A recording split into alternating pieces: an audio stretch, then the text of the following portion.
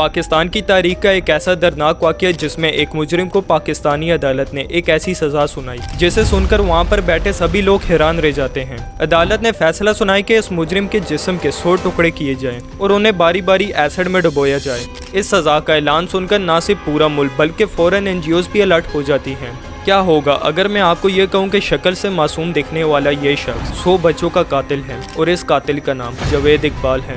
आखिर जावेद इकबाल ने यह सब क्यों किया और कैसे किया, और जावेद इकबाल को 100 बच्चों का कत्ल करने की ऐसी सज़ा क्यों सुनाई गई? तो ये सभी सवालों का जवाब आपको इस वीडियो में मिल जाएगा। सो इस वीडियो को एंड तक देखिएगा।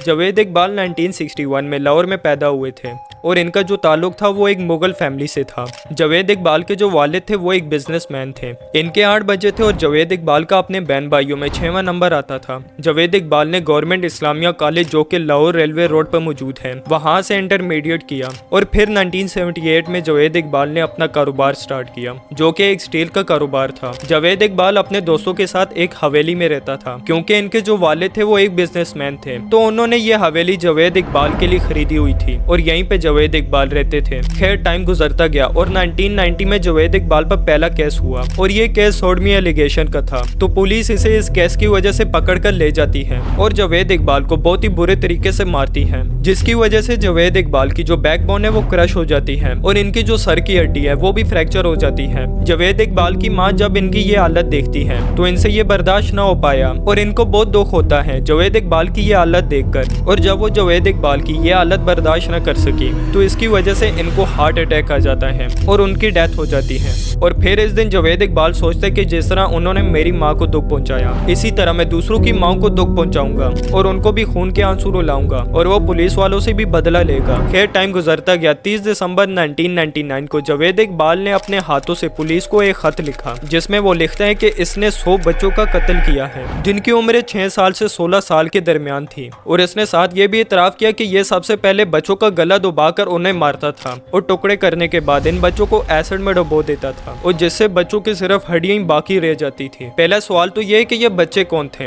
अकॉर्डिंग टू द इंफॉर्मेशन इनमें से ज्यादातर बच्चे वो थे जो सड़क किनारे बैठकर मांग रहे होते हैं और कुछ बच्चे उनमें से वो थे जो अपने घरों से भागे हुए थे और कुछ बच्चे इसने खुद किडनैप किए थे। खैर कुछ टाइम गुजरता है तो जावेद इकबाल एक बच्चे को अगवा करता है और वो बच्चा इसके हाथों से निकलकर भाग जाता है और वो भागते भागते अपनी मदद के लिए गली मोहल्ले में शोर मचाता है और जितनी भी आसपास के मोहल्ले के लोग थे वो इसकी चीखों पुकार सुनकर इसके पास आ जाते हैं। तो वो बच्चा इनको सब कुछ बता देता है जो इसने जावेद इकबाल के घर में देखा था। जब वहाँ पर पुलिस पहुँचती है तो पुलिस और लोग वहाँ पर इसके घर में छापा मारते हैं तो उन्हें बड़ी अजीबोगरीब चीजें देखने को मिलती हैं। पुलिस को दीवार पर खून के निशान नजर आते हैं और वहाँ कुछ जंजीरें नजर आती हैं जिससे वो बच्चों का गला घोंटता था। सबसे बड़ी बात यह कि उन्हें पानी के बहुत बड़े ड्रम मिलते हैं और जब पुलिस ने इन ड्रम्स को करीब से देखा तो इन ड्रम्स में बच्चों की हड्डियां पड़ी हुई थी। खैर ये वही बातें थी जो जावेद इकबाल ने पुलिस को खत में लिखी थी। यहाँ पर सोचने की बात यह कि जावेद इकबाल ने पुलिस को क्यों खत लिखा था। वो इन चीजों को छुपा भी सकता था